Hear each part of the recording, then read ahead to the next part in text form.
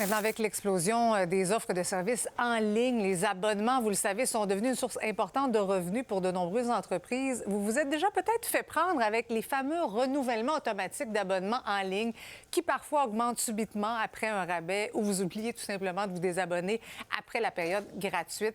On va s'entendre, c'est pas toujours clair. Le ministre de la Justice, Simon Jolin Barrette, vient de déposer un projet de loi visant à protéger les consommateurs. Il est avec nous. Simon Jolin Barrette, bonsoir. Bonsoir, Mme Bergeron. Alors, ce projet de loi va permettre quoi exactement? Bien, principalement d'obliger les fournisseurs de services Internet, sur Internet, à avoir un bouton de désabonnement en ligne clair et précis pour faire en sorte que lorsque vous voulez vous désabonner de votre contrat à exécution successive, vous puissiez le faire. Souvent, là, les gens, ils cherchent le bouton, ça nous envoie sur une kyrielle de site web, c'est compliqué, on veut juste se désabonner, donc on va avoir un bouton clair sur la page. Également, parfois, vous avez un contrat avec, supposons, de la livraison de nourriture à domicile, et les 3 premiers mois, c'est à 10,99 et par la suite, ça monte à 40,99. Oui. Donc, voulez-vous désabonner? Alors, désormais, vous devrez être informé 2 à 10 jours avant que le montant augmente, donc le prix de votre abonnement, pour vous rappeler que le prix va monter pour ne pas être pris au piège. Alors ça, c'est des éléments qu'il y a dans le projet de loi.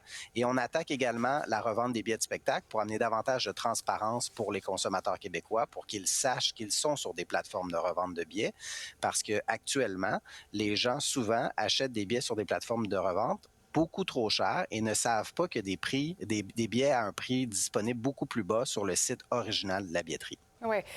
Ce que je comprends finalement, c'est qu'il y avait un flou juridique qui ouvrait la porte finalement à des pratiques abusives finalement, là.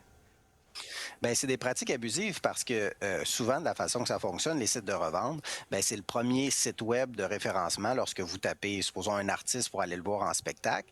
Et sur les sites de revente, on utilise l'image de l'artiste, on utilise le plan de la salle de spectacle comme si c'était le site officiel, mais le consommateur ne sait pas quel est le prix original du billet, ne sait pas que le prix du billet, que le billet est en revente. Donc, désormais, dès le moment où le consommateur va arriver sur la page web, bien, il va avoir une fenêtre qui va dire « Vous êtes sur un site de revente, vous pouvez trouver un billet moins cher au prix régulier sur le site officiel de la billetterie. » On veut amener de la transparence, de l'honnêteté, parce que ces gens-là, ce sont des parasites culturels. Ils utilisent le travail des artistes, ils utilisent le travail des producteurs de spectacles. Ils empochent de l'argent, des profits considérables, alors qu'il n'y a rien qui va dans la poche de l'artiste. Puis souvent, le consommateur est floué parce qu'il se retrouve également à acheter le même billet qu'une autre personne. Puis là, il y a juste une place à la salle de spectacle et donc la personne ne peut pas suivre le spectacle pour lequel il a acheté. Puis surtout, Mme Bergeron, le prix des billets augmente tellement sur ces plateformes-là que si on a 150 $ à dépenser, on est mieux d'aller voir 3 spectacles à 50 $, encourager 3 artistes québécois, surtout à l'approche des fêtes.